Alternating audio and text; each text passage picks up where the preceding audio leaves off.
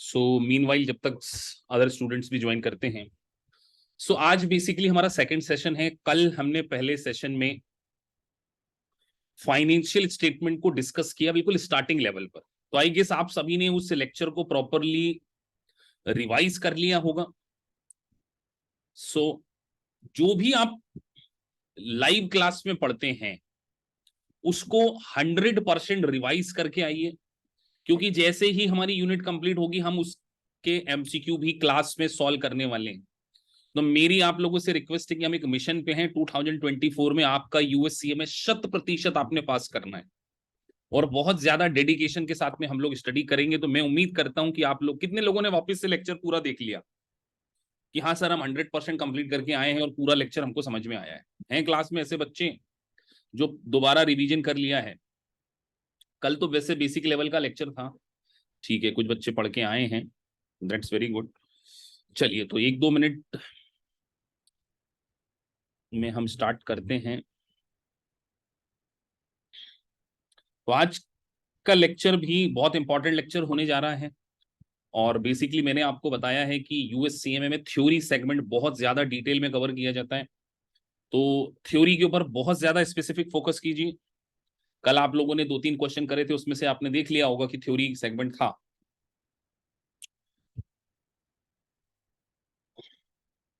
तो कल हमने नेट इनकम, रिटेन अर्निंग के बारे में डिस्कस किया।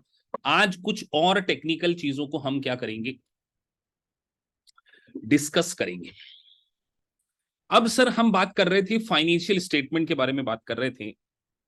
तो फाइनेंशियल स्टेटमेंट क्या है? इसमें आपकी सारी फाइनेंशियल इंफॉर्मेशन कवर होती है जिसको कि एक्सटर्नल पार्टीज क्या करती हैं, यूज करती हैं फॉर डिसीजन मेकिंग।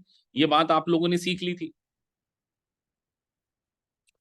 उसके बाद additional information is provided by the financial statement in notes to the accounts. बड़ा इंपॉर्टेंट लाइन लिखी है कि जब भी आप फाइनेंशियल स्टेटमेंट बनाते हैं तो फाइनेंशियल स्टेटमेंट में नोट्स टू अकाउंट्स भी होते हैं जिसमें आपकी सिग्निफिकेंट अकाउंटिंग पॉलिसीज के बारे में डिस्कस किया जाता है। मैनेजमेंट क्या सोच रहा है ऑर्गेनाइजेशन के बारे में, मैनेजमेंट के क्या फ्यूचर प्रोस्पेक्टिव हैं, हिस्टोरिकल डेटा है। तो इसके लिए एक मैनेजमेंट डिस्कशन एंड एनालिसिस भी बनाया जाता है। किसी भी फाइनेंशियल स्टेटमेंट को अंडरस्टैंड करने के लिए नोट्स बड़े इंपॉर्टेंट होते हैं। अब जैसे एग्जांपल के तौर पर आपने एक लीज ली है। अब लीज का क्लासिफिकेशन आपने 2 प्रकार से करना है, या वो ऑपरेटिंग लीज है या फाइनेंशियल लीज। आपकी अकाउंटिंग पॉलिसी क्या है रेवेन्यू रिकॉग्निशन की, ये सारी चीजें कहां पर डिस्क्लोज होती हैं? ये सारी चीजें नोट्स में डिस्क्लोज होती है। और मैंने बोल्ड करके यहां पे मेंशन किया है, notes are consider part of basic financial statement. अगर नोट्स में मैंने किसी चीज को ऐसे डिफरेंट कलर से मार्क किया है तो आप समझ लीजिए कि वो मल्टीपल चॉइस क्वेश्चन का आंसर है। तो आज के बाद जब भी आप मल्टीपल चॉइस क्वेश्चन देखेंगे उसमें मेंशन होगा the notes are consider part of basic financial statement, मतलब नोट्स भी बेसिक फाइनेंशियल स्टेटमेंट का पार्ट है। तो मेरी आवाज सभी को आ रही है? एक स्टूडेंट को नहीं आ रही, please confirm in chat box, please जल्दी।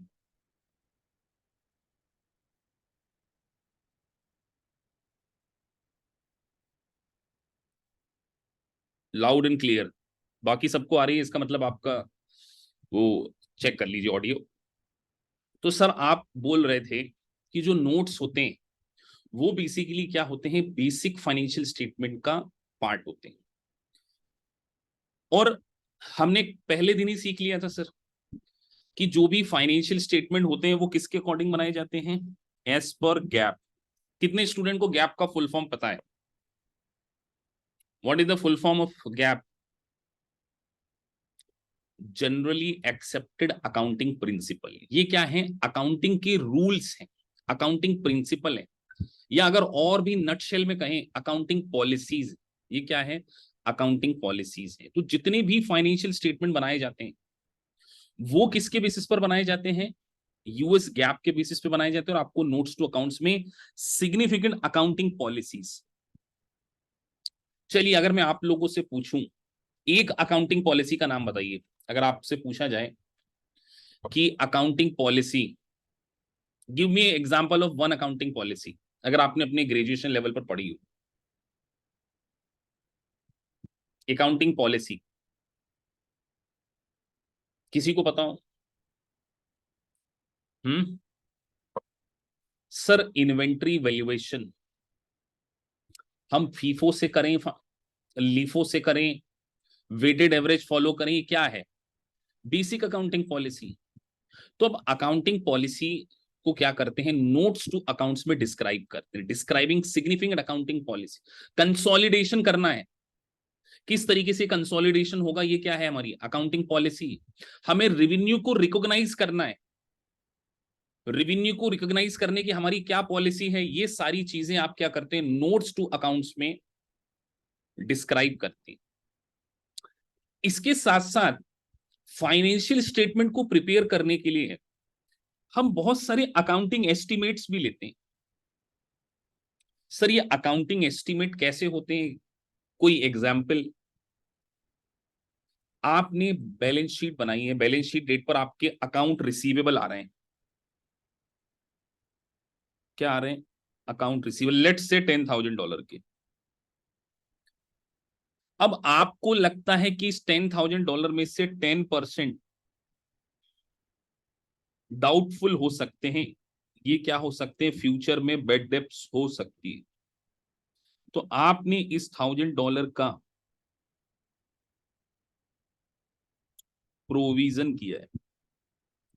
बताइए ये अकाउंटिंग पॉलिसी कहलाएगी या अकाउंटिंग एस्टिमेट कहलाएगा?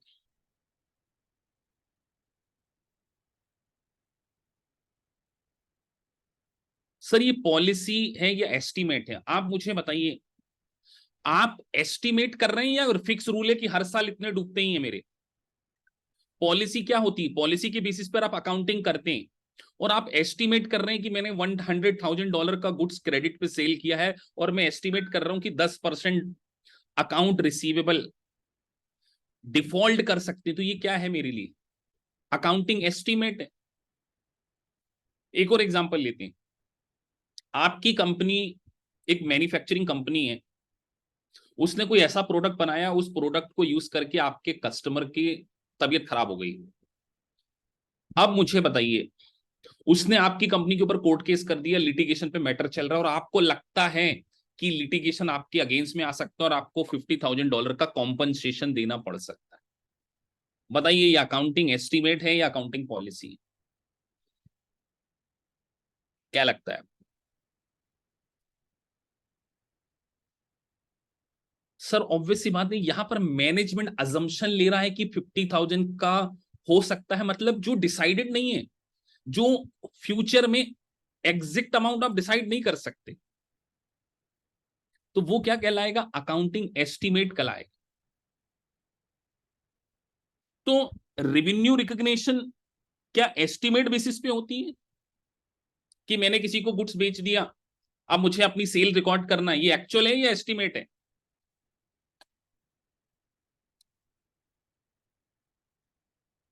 सर ये एक्चुअल है, तो फिर ये क्या होगा, ये अकाउंटिंग एस्टिमेट होगा या अकाउंटिंग पॉलिसी होगी? तो रूल्स एंड रेगुलेशन जिसके बेसिस पर फाइनेंशियल स्टेटमेंट बनाए जाते हैं, पॉलिसीज, वो क्या कहलाती है, अकाउंटिंग पॉलिसीज कहलाती है। और यूएस गैप में इसको हम क्या बोलने वाले हैं, अकाउंटिंग प्रिंसिपल, जिसका मैंने आपको एग्जांपल दिया, revenue recognition, consolidate financial statements, आपको मैंने एस्टीमेट का, फिर हमने इन्वेंट्री वैल्यूएशन, इन्वेंट्री के बारे में बात करी, अकाउंटिंग पॉलिसीज, फिर हमने बात करी लिटिगेशन पे कोई मैटर चल रहा है। चलिए एक और एग्जांपल पूछता हूं, आपने किसी को गुड्स सोल्ड किया और आपने उसको वारंटी दी है कि यार आपका गुड्स में अगर किसी भी प्रकार का कोई मैन्युफैक्चरिंग डिफेक्ट हो गया तो हम आपको रिप्लेस करके देंगे।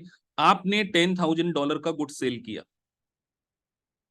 और आपको लगता है कि यार 5% गुड्स तो हमारा वापस आ जाएगा, क्या लगता है कि हमको इसको रिपेयर करके देना पड़ेगा, ये अकाउंटिंग एस्टीमेट है या अकाउंटिंग पॉलिसी है? अगेन एस्टीमेट है सर, वारंटी कॉस्ट, कि हमारे ऊपर इतनी प्रोडक्ट के ऊपर क्या आ सकती हैं, तो अकाउंटिंग एस्टीमेट मैनेजमेंट लेता है। तो अकाउंटिंग एस्टिमेट के बेसिस पर आप आपके फाइनेंशियल स्टेटमेंट में क्या करते हैं, या तो लायबिलिटी को रिकॉर्ड करते हैं कि यार इतना हमें फ्यूचर में नुकसान हो सकता है, तो इसका इंपैक्ट आपके करंट एंड फ्यूचर पीरियड्स के ऊपर पड़ता है। तो सिंपल सी बात थी। अब एक बहुत इंपॉर्टेंट अकाउंटिंग अजम्पशन है कि फाइनेंशियल स्टेटमेंट जब भी बनाए जाएंगे, जब कभी भी, वो गोइंग कंसर्न अजम्पशन के बेसिस पर बनाए जाएंगे। सर ये what is the meaning of going concern? इसका मतलब कि जो बिजनेस है वो इनडेफिनेट पीरियड के लिए चलता रहेगा। आज आपने एक बिजनेस स्टार्ट किया, क्या आप ऐसा सोचते हैं कि 3 साल बाद इसको बंद कर देंगे? ऐसा तो नहीं सोचते ना। आपका पर्पस क्या है कि फोर्सेबल फ्यूचर तक, देखे जाने वाले भविष्य तक आप आपके बिजनेस को क्या करेंगे, कंटिन्यू करेंगे। तो फाइनेंशियल स्टेटमेंट हमेशा गोइंग कंसर्न बेसिस पर बनाए जाते हैं। इसीलिए फाइनेंशियल स्टेटमेंट में जो भी ट्रांजेक्शन होते हैं वो हिस्टोरिकल कॉस्ट के बेसिस पर होते हैं। तो यहां पर एक सबसे बड़ा अजम्पशन क्या है कि financial statement assume to continue operating indefinitely and that it will not be liquidate in the near future. अब मैं आपसे क्वेश्चन पूछता हूं, एग्जामिनर ने आपको एक मल्टीपल चॉइस क्वेश्चन दिया और उसने बोला कि आपका गोइंग कंसर्न अजम्पशन करेक्ट है, आपको फाइनेंशियल स्टेटमेंट हिस्टोरिकल कॉस्ट पे बनाना चाहिए या लिक्विडेट बेसिस। मतलब लिक्विडेट मतलब अगर अभी बेच दें, अगर अभी बेच दें तो ये पैसा मिल जाएगा। एमसीक्यू में से क्वेश्चन आएंगे,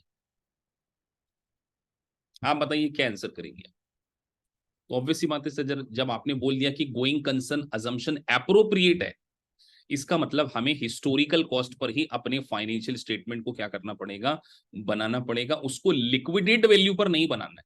लेकिन अगर हमारी कंपनी में गोइंग कंसर्न अजम्पशन एप्रोप्रिएट नहीं है, लेट्स से हमारी कंपनी के पास एक ड्रग लाइसेंस था और वो ड्रग लाइसेंस कैंसिल हो गया और अब हमको गवर्नमेंट ने जो हम मेडिसिन बनाते थे वो बनाने के लिए हमारी कंपनी के ऊपर बैन लगा दिया।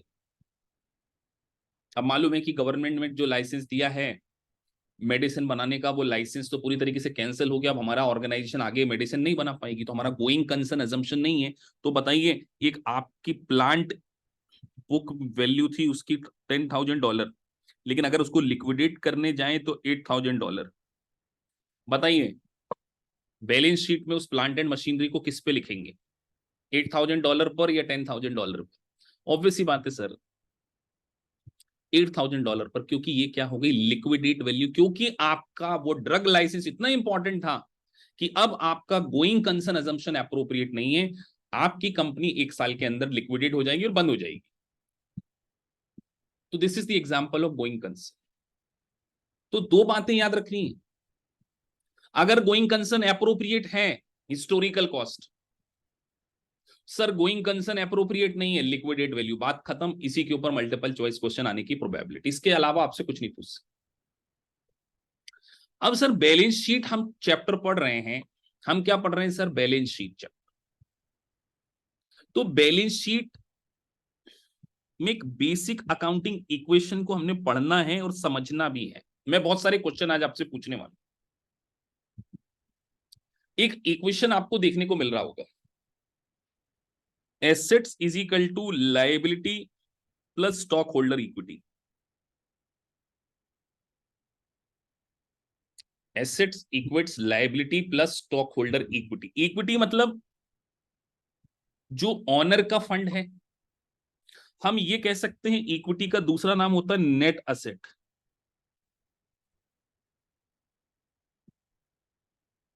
दूसरा नाम क्या होता है सर, नेट असेट्स। इक्विटी का ये जो है ना स्टॉक होल्डर इक्विटी, इसको हम ये भी बोल सकते हैं नेट एसेट। तो अगर इस फॉर्मूले में मैं एसेट्स माइनस लायबिलिटी कर दूं तो इक्विटी आता है। ये बात सबको क्लियर है?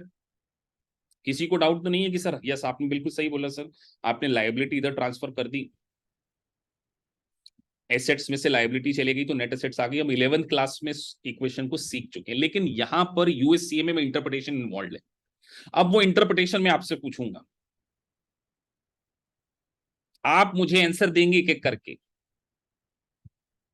मैंने क्रेडिट में 10,000 का गुड्स बाय किया, माय इक्विटी विल इंक्रीज और डिक्रीज और नो इफेक्ट, आंसर आपको देना है।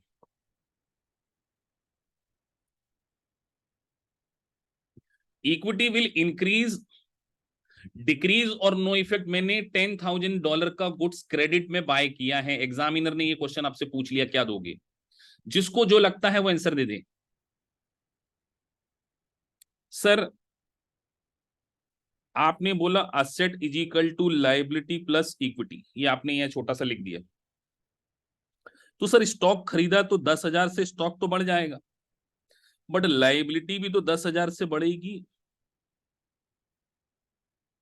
इक्विटी मान के चलो आपकी पहले 10 थी, तो ये तो 20, सॉरी ये 20 लिख लिया हमने, ये 20, तो कोई इफेक्ट नहीं पड़ेगा सर। क्योंकि अल्टीमेटली क्या हो रहा है, अगर लायबिलिटी बढ़ रही है सर, क्रेडिट में गुड्स बाय किया तो लायबिलिटी इंक्रीज हो गई, लेकिन at the same time asset भी बढ़ गई, तो इक्विटी के ऊपर क्या फर्क पड़ना है उससे बताओ? नेट एसेट्स के ऊपर कोई फर्क पड़ना है? No impact. बिल्कुल ठीक बोला आप सभी ने, बोला अच्छी बात है। अभी देखते हैं आप लोग। मैंने सर कैश में सेल्स किए, कैश में सेल्स की हुई है, बताइए इसके कारण क्या मेरी इक्विटी बढ़ेगी? मैं आपसे क्वेश्चन पूछ रहा हूं, इक्विटी, कैश सेल्स। अब आपको थोड़ा सोच के लिखना पड़ेगा, क्योंकि एग्जाम्पल मैं आपको देने जा रहा हूं।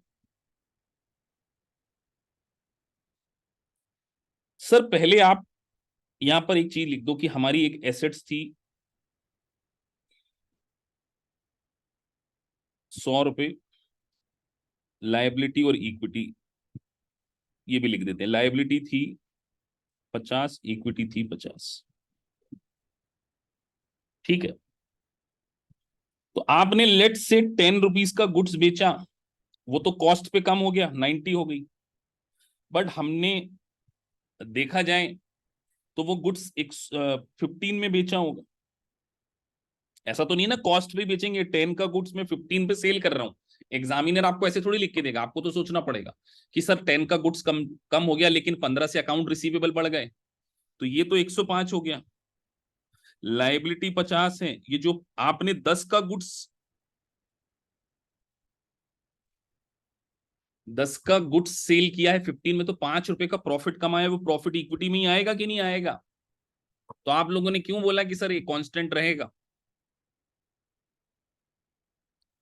यूएससी में यही है बेटा एनालिसिस, कि सर 100 में से आपने 10 का गुड्स बेचा, ये तो कॉस्ट थी, ये क्या थी? कॉस्ट। एग्जामिनर ये सोच के चलता है कि आप इतना एनालिसिस कर लेते हो कि कॉस्ट को माल बेचा, तो 100 में से 10 चला गया 90, लेकिन 15 के अकाउंट रिसीवेबल, 15 के अकाउंट रिसीवेबल बढ़ गए, तो 90 प्लस 15 105 हो गया। और जो 5 का प्रॉफिट हुआ वो किस में जुड़ेगा अल्टीमेटली? इक्विटी में। तो जो इक्विटी पहले 50 थी, अब वो 55 की हो गई।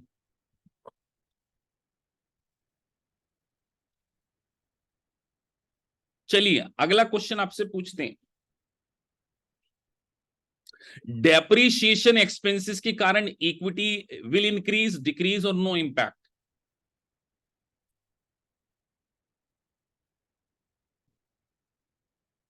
आंसर आपको ही देना है। डेप्रीशिएशन,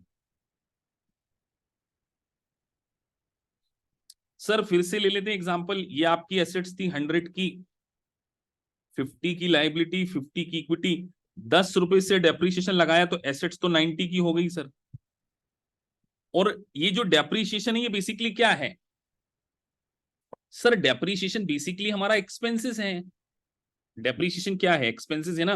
तो सर लाइबिलिटी तो कांस्टेंट रही, लेकिन ये जो 10 से एक्सपेंसेस कम हुआ तो इक्विटी कम हो गया, तो अल्टीमेटली 90 10 से भी बराबर इक्वेशन। तो मैं क्या ऐसा कह सकता हूं कि एक्सपेंसेस के कारण इक्विटी का बैलेंस डिक्रीज होता है? कैन आई से दैट,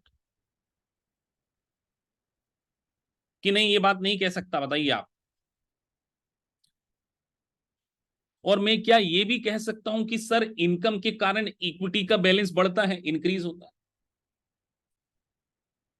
ये भी कह सकते हैं कि अगर आप इनकम जनरेट करेंगे तो सर आपकी इक्विटी का बैलेंस कम होगा, अगर आप एक्सपेंसेस करेंगे तो इक्विटी का बैलेंस कम होगा, क्योंकि इक्विटी में प्रॉफिट भी तो आता है।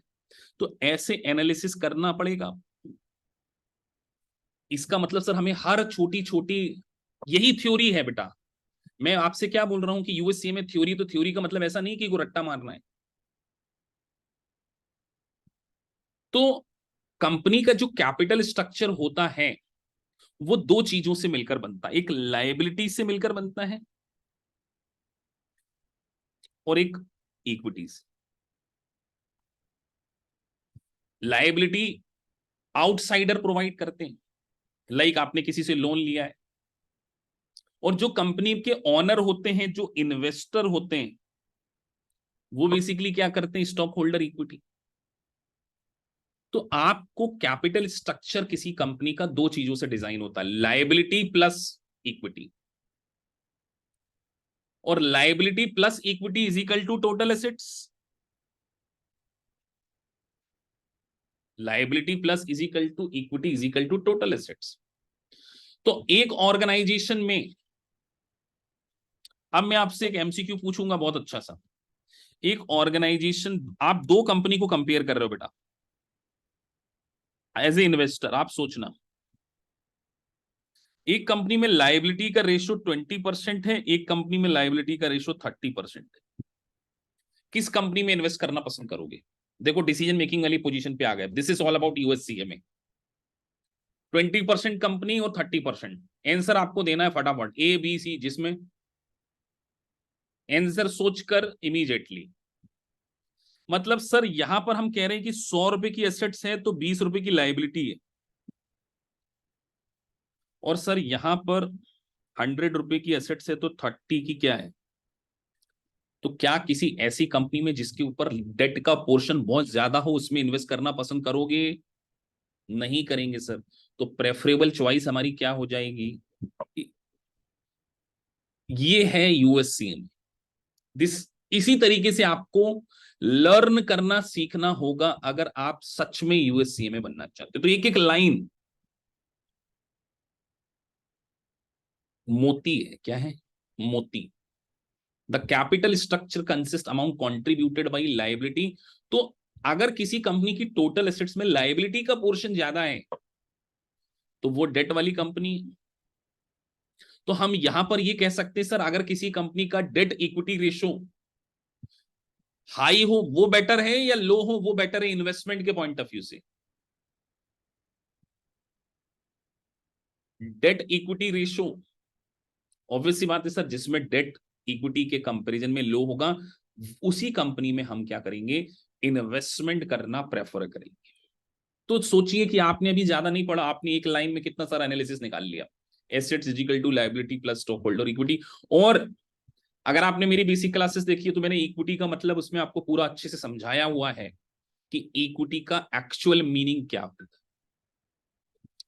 तो इसी तरीके से आपको चीजों को एनालाइज करते हुए क्या करना है, पढ़ना है। तो यहां पर जो मैंने अभी आपको समझाया था, assets minus liability is equal to stock holder equity, और इसी को हम बोलेंगे प्रोप्राइटरी फंड। यही हमारी प्रोप्राइटरी थ्योरी है, इसको हम क्या बोलेंगे, प्रोप्राइटरी फंड।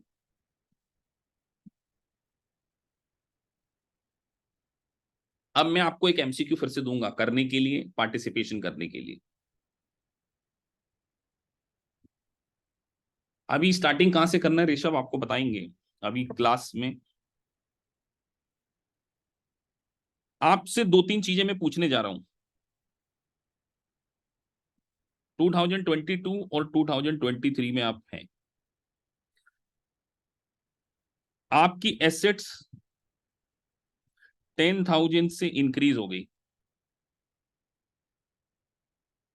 लाइबिलिटी 3,000 से डिक्रीज हो गई। ये डाउन मतलब डिक्रीज। बताइए नेट एसेट्स कितने से बढ़ गई है आपकी? Answer me. एसेट 10,000 से इंक्रीज हो गई, लाइबिलिटी 3,000 से बढ़ गई, कम हो गई। कितना एसेट्स में इंक्रीज या डिक्रीज हुआ? आंसर आपको एमसीक्यू में दे दिया जाएगा 7,000, 13,000, 10,000 और नो इफेक्ट। ये 4 एमसीक्यू, ए बी सी और डी। चलिए, कितने स्टूडेंट को लगता है बी और कितने स्टूडेंट को लगता है ए? आंसर बस इंतजार कर रहा हूं, जरा ए वाले हैंड रेस कर दे बेटा, जो ए आंसर दे रहे हैं। जो ए आंसर दे रहे हैं चैट में लिख दिया, जरा हैंड भी रेस कर दे अपनी। हैंड रेस करते आना है, आता है ना जूम में आपको। कुछ बच्चों ने हैंड रेस किया है। संदीप, वैभव, कुलविंदर कौर और इशप्रीत का आंसर है 7,000, है ना। ये 4 बच्चे बोल रहे हैं 7,000। मतलब उनका कहना है कि लायबिलिटी अगर हमारी कम हो रही है तो हमारे लिए नुकसान है। मतलब हमारी नेट एसेट जो है, लायबिलिटी इंक्रीज, मैंने यहां पे लायबिलिटी डिक्रीज बोला है, और एसेट मैंने 10,000 से इंक्रीज बोला है। तो आपने क्या आंसर दिया है अभी भी सोच लीजिए आप। अल्टीमेटली हमारा आंसर करेक्ट होगा 13,000। 2022 से 2023 में अगर हमारे ऊपर एसेट हमारी देखा जाए तो 13,000 से बड़ी है, ना कि 7। लायबिलिटी बड़ी नहीं है आपके ऊपर, लायबिलिटी आपकी कम हो गई है। तो आपको कहीं ना कहीं इसका एडवांटेज मिला है। तो नेट एसेट जो कंपनी की इक्विटी में चेंज आएगा वो 13,000 से आएगा, रेदर देन। मैं, आप कई स्टूडेंट बोल रहे सर आपने इक्विटी बोल रहे हो, कभी नेट एसेट्स बोल रहे हो। मैंने अभी आपको बताया इक्विटी और नेट एसेट सेम थिंग है, मैंने यही बोला ना। अल्टीमेटली आप देखो, मैंने क्या बोला, नेट एसेट्स, नेट एसेट्स के ऊपर, नेट एसेट्स और इक्विटी का क्या मीनिंग है? लायबिलिटी की पेमेंट, लायबिलिटी इंक्रीज और डिक्रीज में आपको सोचना पड़ेगा ना। आपकी एसेट बढ़ रही तो आपको बेनिफिट हो रहा है 10,000 का, आपकी लायबिलिटी कम हो रही है तो भी बेनिफिट ही हो रहा है। तो ओवरऑल अल्टीमेटली क्या है, 13,000 का आपको बेनिफिट है। तो नेट एसेट्स और इक्विटी, तो आपको हमेशा हर वो छोटी छोटी चीजें क्या करनी पड़ेंगी, अंडरस्टैंड करनी पड़ेंगी। तो इक्विटी का मतलब क्या है? According to this theory, equity enterprise what remain after economic obligation are deducted from economic resources. तो इकोनॉमिक रिसोर्सेस मतलब सर एसेट,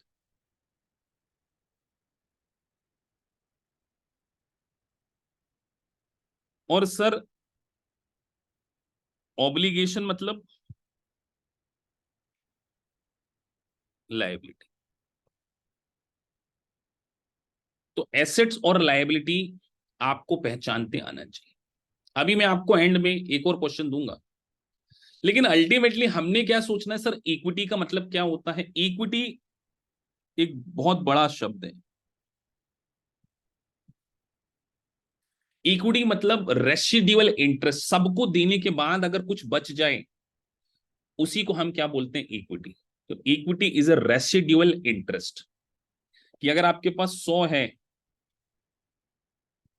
उसमें से 30 आपको बांटना है, तो 70 क्या है आपकी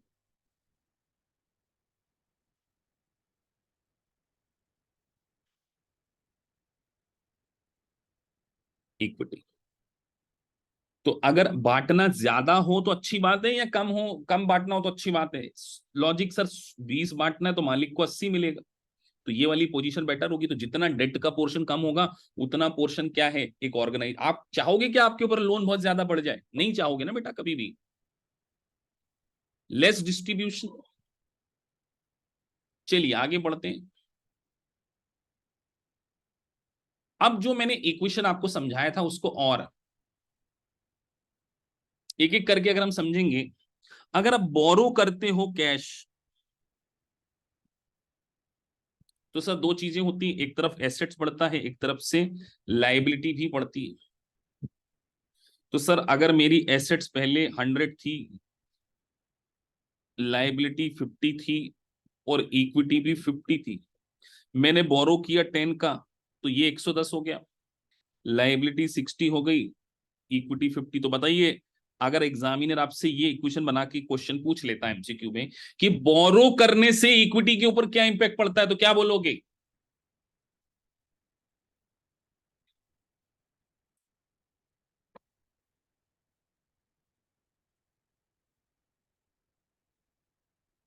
नो इफेक्ट। बात समझ में आ गई?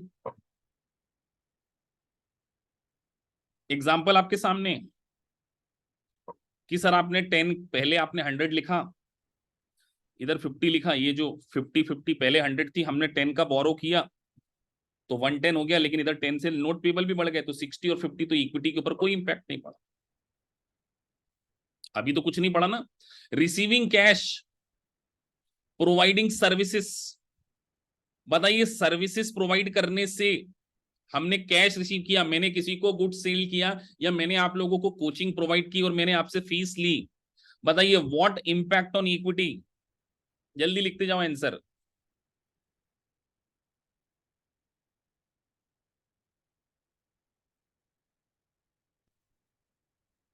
सर ऑब्वियस सी बात है, कैश बढ़ रहा है और सर्विसेज प्रोवाइड करते तो लायबिलिटी के ऊपर तो कोई इफेक्ट नहीं पड़ेगा।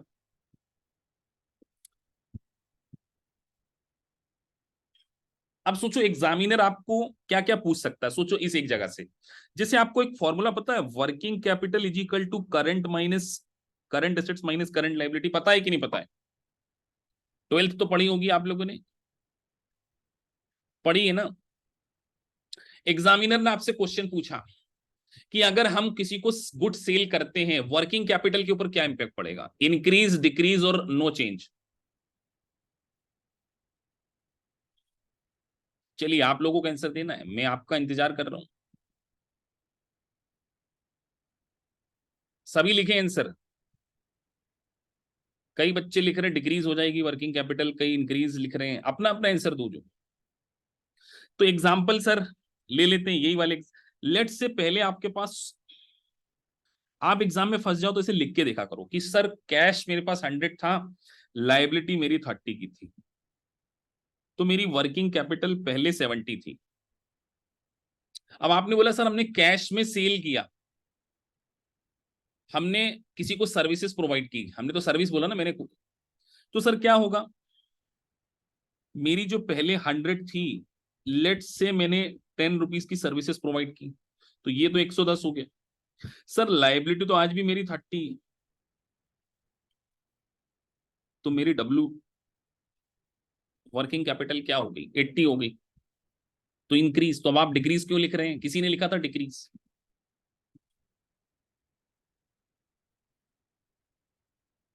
कि अगर मैंने कोई सर्विसेज प्रोवाइड करी तो मेरी वर्किंग कैपिटल के ऊपर क्या फर्क पड़ेगा, मेरी वर्किंग नेट वर्किंग कैपिटल जो है वो इंक्रीज हो जाएगी। रट नहीं सकते, समझना पड़ेगा, और समझने के लिए आपको फिगर फिल करके देखना पड़ेगा कि सर आपने बोला सर्विस प्रोवाइड करी तो कैश बढ़ा दिया, अकाउंट्स पेबल तो बढ़ा ही नहीं, ये एग्जांपल है। तो मेरी वर्किंग कैपिटल क्या होगी, नेट वर्किंग कैपिटल जो सीए माइनस सीएल है वो क्या हो जाएगा। चलो अगला क्वेश्चन, मैंने क्रेडिट पे गुड सेल किया था, मेरा पेमेंट मुझे वापस मिल गया, अकाउंट रिसीवेबल ने पैसा दे दिया, what impact on working capital? इसका आंसर सभी का सही होना चाहिए।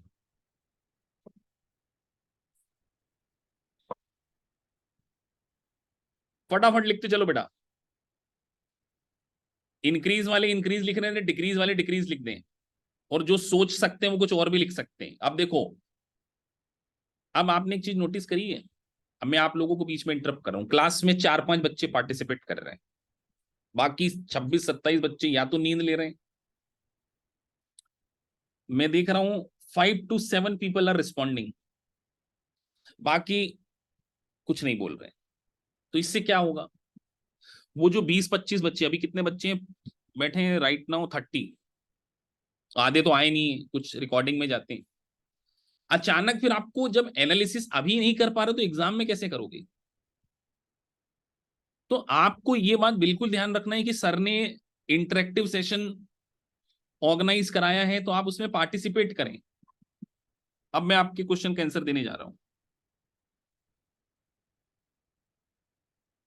जस्ट मोमेंट, स्क्रीन शेयर कर रहा हूं मैं।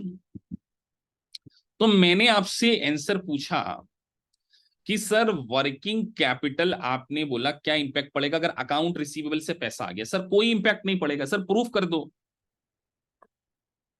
ये प्रूफ करते हैं बेटा। सर सबसे पहले आपके पास करंट एसेट्स थी 100 की और करंट लायबिलिटी थी 30 की, तो वर्किंग कैपिटल आपकी 70 थी। अब अकाउंट रिसीवेबल ने आपको 20 दे दिया तो कैश भी तो 20 से बढ़ जाएगा ना। अरे अकाउंट रिसीवेबल क्या है? करंट एसेट है। तो सर करंट एसेट्स कम होके दूसरी करंट एसेट बढ़ गई, तो अल्टीमेटली आज भी ये कितना ही है? 100 ही है। लायबिलिटी में तो हम कोई इफेक्ट नहीं, तो आज भी मेरी वर्किंग कैपिटल कितनी है? 70। चलिए अगला क्वेश्चन। मैंने लायबिलिटी का रीपेमेंट कर दिया,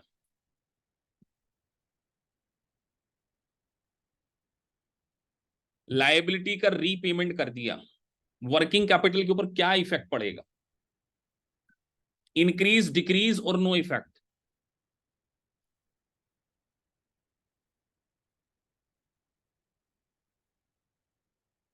अब कई बच्चे फिर लिख रहे हैं इंक्रीज। सर फिर से करके दिखाओ आप। बेटा ये सीए करंट एसेट 100,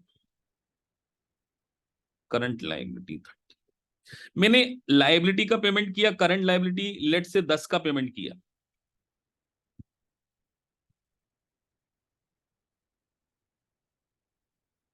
तो ये 90 हो गया सर। इधर से भी तो लायबिलिटी माइनस करोगे तो ये 20 हो गया, तो 90 में से 20 गए, इधर 70, पहले भी 70 था।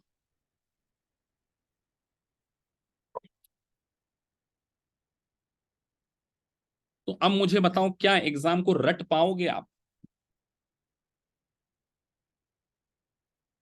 रट पाओगे? किसी हाल नहीं रट पाओगे। इसीलिए तो मैं बोल रहा हूं कि आपके अंदर मैंने वो स्किल डेवलप करनी है। चलो एक और क्वेश्चन। सर हमने लोन लिया लॉन्ग टर्म लायबिलिटी से, हमने लोन लिया, बैंक लोन लिया, what impact on net working capital? Answer me immediately.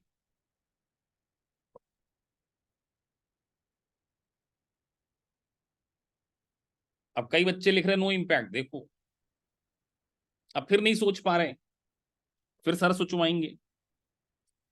Sir आपकी करंट असेट्स थी 100, करंट लायबिलिटी थी 30, तो इसका मतलब वर्किंग कैपिटल तो 70 है।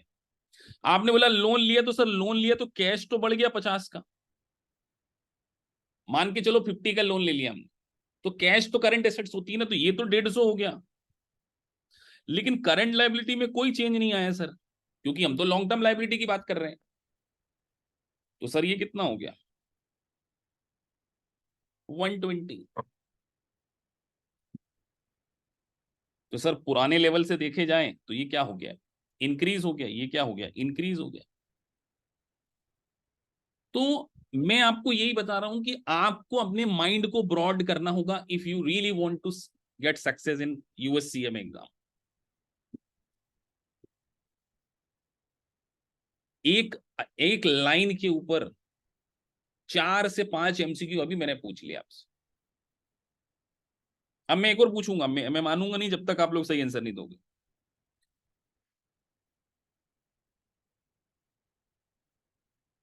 गुड्स कॉस्ट थी 100, सोल्ड एट 120। बताओ वर्किंग कैपिटल चेंज, इंक्रीज और डिक्रीज? डिक्रीज।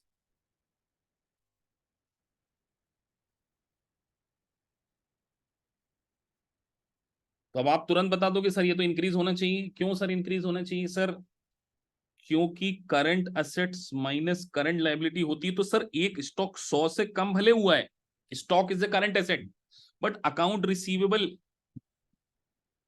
120 से बढ़ गए होंगे, अकाउंट रिसीवेबल नहीं बढ़े होंगे, तो कैश बढ़ी होगी, तो अल्टीमेटली आपकी जो वर्किंग कैपिटल है वो इंक्रीज। तो सर ये सब क्या पढ़ रहे थे हम बेटा ये पढ़ रहे थे एनालिसिस। अब आप पता चले एग्जाम में देख के उसको रट्टा मारने की कोशिश कर रहे हो तो कुछ नहीं होने वाला उससे। एक इक्वेशन को आपने रटना नहीं है, समझना है। और समझने के लिए क्या करना पड़ेगा सर? फिगर रख के देखना पड़ेगा। एग्जाम में आपको स्क्रैच पेड मिलेगा एक, और 2 पेंसिल भी देंगे, कैलकुलेटर भी देंगे, कुछ ले जाने की जरूरत नहीं प्रोमेट्रिक सेंटर।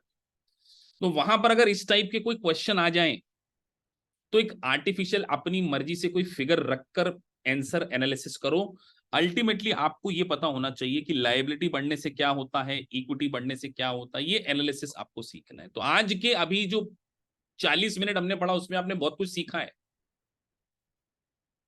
अब जैसे उन्होंने अगला क्वेश्चन पूछा पेइंग सप्लायर, तो उसके कारण इक्विटी पे क्या हुआ?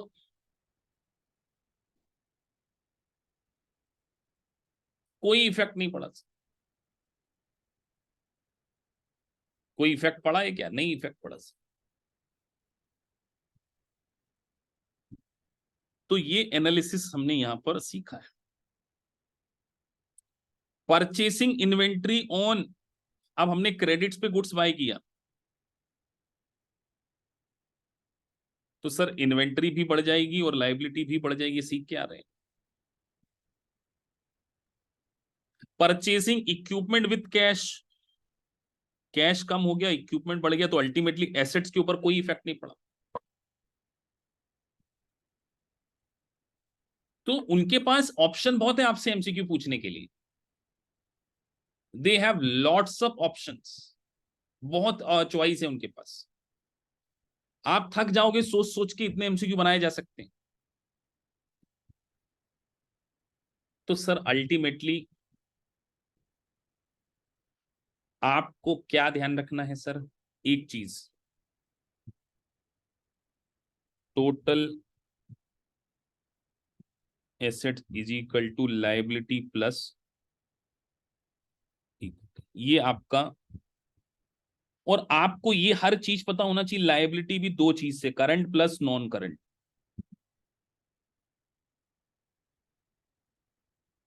ये सारी चीजें आपको पता होनी चाहिए कि सर लायबिलिटी भी 2 चीजों से मिलकर बनती है, करंट से नॉन करंट से। और आपको ये भी पता होना चाहिए कि इक्विटी का मतलब क्या होता है। आपको ये टोटल एसेट्स में भी पता होना चाहिए कि एक नॉन है और एक करंट है। हर चीज का बारीक से बारीक एनालिसिस माइंड में करते आना चाहिए कि टोटल एसेट्स मतलब सर करंट एसेट्स भी आ गई, नॉन करंट एसेट्स भी आ गई। क्योंकि कई बार एक छोटी सी चीज बैलेंस शीट का टोटल आपके काम आ जाएगा कि सर दोनों तरफ बराबर होता है, तो अगर इस तरफ का टोटल आ गया तो इस तरफ का ही जाएगा। पता चले आपको मैं एक छोटी सी बैलेंस शीट टैली करना है, आपकी एसेट साइड आ गई, आप लायबिलिटी साइड ढूंढ रहे हो, तो जब ये सही आ गया तो ऑब्वियसली बात है इधर का टोटल भी यही होगा कि नहीं होगा। तो sir current assets versus non current assets का एनालिसिस हम करेंगे। तो क्लासिफिकेशन जो किया जाता है वो 2 तरीके से किया जाता है। An asset is classified as a current on the statement of financial position if it is expected to be realized in cash or sold or consumed within entities operating cycle or 1 year whichever is longer। ये longer line बड़ी important है।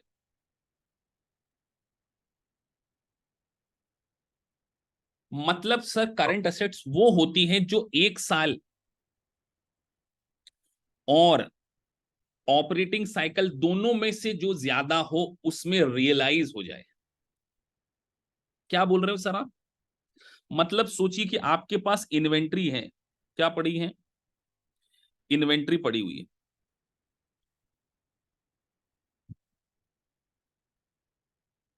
तो आप कोशिश करोगे ना कि इसको 12 मंथ के अंदर, या ऑपरेटिंग साइकिल अभी समझाएंगे क्या होता है। ऑपरेटिंग साइकिल मतलब जिसमें कंपनी अपने रॉ मटेरियल को फिनिश गुड्स में बदलकर सेल में कन्वर्ट करके कैश में बदल दे, उस पीरियड को क्या बोलती हूँ? Operating cycle. तो मैं आपसे एक क्वेश्चन पूछता हूँ जनरल नॉलेज, थोड़ा समझो ऑपरेटिंग साइकिल में। कि सर आपने 1 जनवरी को गुड्स बाय किया,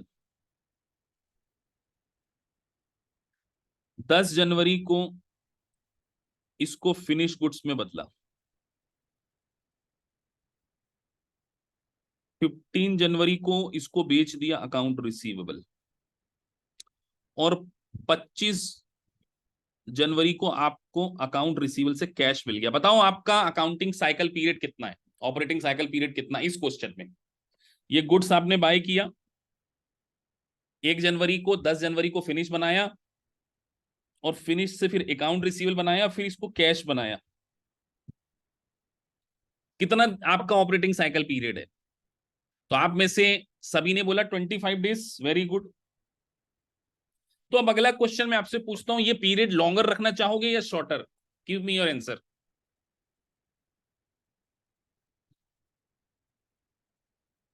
देखो कितनी जल्दी आंसर दे दिया आप लोगों ने, शॉर्टर। क्योंकि आपको पता है जितनी जल्दी रोकड़ा आ जाए उतनी अच्छी बात है। यही बोला ना आप लोग, यही सोचा ना आपने कि सर जितनी जल्दी माल बेच दें। तो ऑपरेटिंग साइकिल हमेशा ऑर्गेनाइजेशन लोअर रखना चाहिए। लेकिन अगर किसी ऑर्गेनाइजेशन का ऑपरेटिंग साइकिल 15 महीने का है, 15 मंथ, तो करंट एसेट जो भी 15 महीने के अंदर रियलाइज हो जाए, अगर कोई एसेट जो 15 महीने के अंदर रियलाइज हो जाए, क्योंकि उन्होंने बोला 12 और operating cycle whichever is longer, उसी को हम क्या मानेंगे, करंट एसेट। तो एग्जामिनर ने आपको ये बात समझा दी, मैंने समझा दी बहुत सिंपल लैंग्वेज में। अब एग्जामिनर आपसे एक क्वेश्चन पूछ ले कि हमने गुड्स सोल्ड किया 1 जनवरी 2023 को, और हमारे कस्टमर ने बोला है कि हम आपको जो पैसा देंगे वो 2 फरवरी 2024 को देने वाले हैं। एग्जामिनर ने एक थ्योरी डाल दी कि 1 जनवरी को आपने गुड्स बेचा, 2 फरवरी को आपका कस्टमर आपको पैसा देगा। आपका ऑपरेटिंग साइकिल पीरियड 15 मंथ है। ये जो एसेट है करंट एसेट है या नॉन करंट है? क्या आंसर दोगे?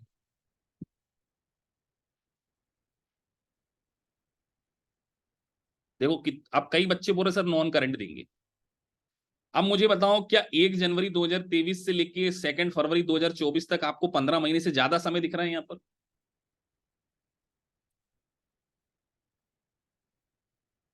तो फिर आपने क्यों नॉन करंट बोल दिया? क्योंकि हमने क्या बोला, लॉन्गर पीरियड। अब मेरा क्वेश्चन आपसे ये है, अगर कंपनी का ऑपरेटिंग साइकिल पीरियड 8 महीने का होता तो ये करंट होती या नॉन करंट?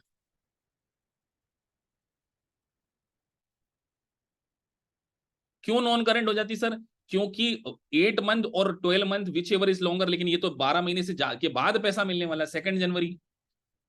तो ये तो 12 मंथ के भी बियॉन्ड पैसा मिलने वाला है। तो आज की डेट में 1 जनवरी 2023 की डेट में अगर मैं अपनी बैलेंस शीट बनाऊं 1 जनवरी 2023 को, तो this will be my non current. तो अब आप सोचो, क्या आप ये चीज रट पाओगे? नहीं रट पाओगे। लेकिन समझोगे तो आंसर कर पाओगे कि सर लॉन्गर पीरियड, लॉन्गर देखो वहां पे लिखा है। तो अब आपको आज 2-3 चीज समझ में आ गई सर, ऑपरेटिंग साइकिल समझा दिया आपने मजाक मजाक, कि जितनी जल्दी हम कैश को रियलाइज करें वो हमारा क्या कहलाता है, ऑपरेटिंग साइकिल। और 1 year which period is longer. तो आपको एक एग्जाम्पल के तौर पर करंट एसेट समझाई जा रही है, कैश और cash equivalent, certain individual trading available for sale and held to maturity debt security. Debt security मतलब आपने किसी कंपनी के बॉन्ड बाय किए, किसी कंपनी के बॉन्ड को आपने बाय किया है और आप उसको जल्दी बेचना चाह रहे हो, available for cell with in 1 year बेचना चाह रहे हो, या उसमें आप ट्रेडिंग करते हो, तो वो आपकी क्या कहलाएगी, करंट एसेट्स कहलाएगी। अकाउंट रिसीवेबल आपकी करंट एसेट है, इन्वेंट्री आपकी करंट एसेट्स है, प्रीपेड आपके करंट एक्सपेंस करंट एसेट्स होती है। तो जितनी भी ऐसी एसेट जो कि आप विद इन 1 ईयर, और अब क्या आज के बाद आप ये रटोगे कि विद इन 1 ईयर, या ये याद रखोगे कि विद इन 1 ईयर और operating cycle whichever is longer, ये वर्ड आपको याद रखना, ये यूएस गैप है।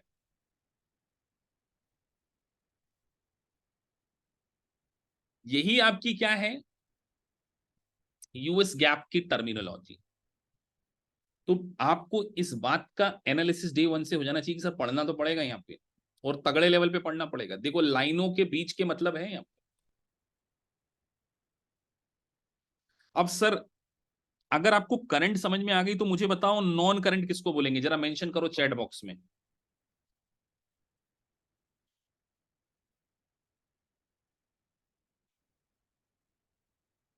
Sir bond held to maturity versus bond, अभी बॉन्ड का भी मतलब समझा देंगे, हेल्ड टू मेच्योरिटी का आई विल एक्सप्लेन।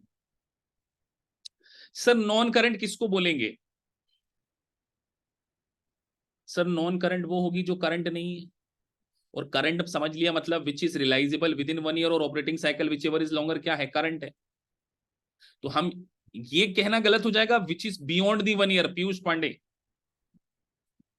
ये कहना यूएस गैप की टर्मिनोलॉजी में गलत हो जाएगा कि जो भी 1 साल से ज्यादा हो, क्योंकि मेरा ऑपरेटिंग साइकिल अगर 14 महीने है तो, और वो अगर एसेट्स मुझे 13 मंथ में रिलाइज हो रही हो तो सर फिर वो क्या हो जाएगी, हमारे लिए करंट हो जाएगी। तो ऑपरेटिंग साइकिल भी देखना है। तो यहां पर मैंने इसीलिए मेंशन किया है non current assets are those not qualify as a current. तो सर करंट, नॉन करंट क्या क्या हो सकते हैं? बियॉन्ड लॉन्गर ऑफ 1 ईयर और ऑपरेटिंग साइकिल, वो क्या हो जाएंगे आपके नॉन करंट। जैसे आपने किसी कंपनी की इक्विटी सिक्योरिटी खरीदी है, मुझे बताइए क्या इक्विटी सिक्योरिटी आपको पैसा 1 साल के अंदर वापस मिल जाता है? क्या नहीं मिलता है? नहीं मिलता ना। तो आपका इंटेंशन क्या है ये भी मैटर करता है। सर प्लांट प्रॉपर्टी इक्विपमेंट हमेशा नॉन करंट होगी। Are tangible operating item recorded at a cost. Land natural resources subject to depletion oil gas, ये सब क्या है, non current. Building equipment furniture fixture lease hold improvements. चलो lease hold improvements का example दो मुझे।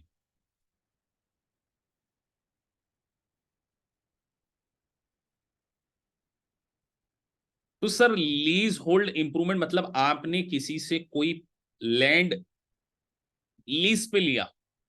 Sir आपने क्या किया, ये लैंड था आपने लीज पे ले लिया, और उसके ऊपर एक स्ट्रक्चर बना दिया, या इसके ऊपर साइड वॉक बना दिया आपने। तो ये आपकी प्रॉपर्टी थोड़ी है, आपने इसके ऊपर केवल इंप्रूवमेंट किया है, लीज लिया था 25 साल के लिए।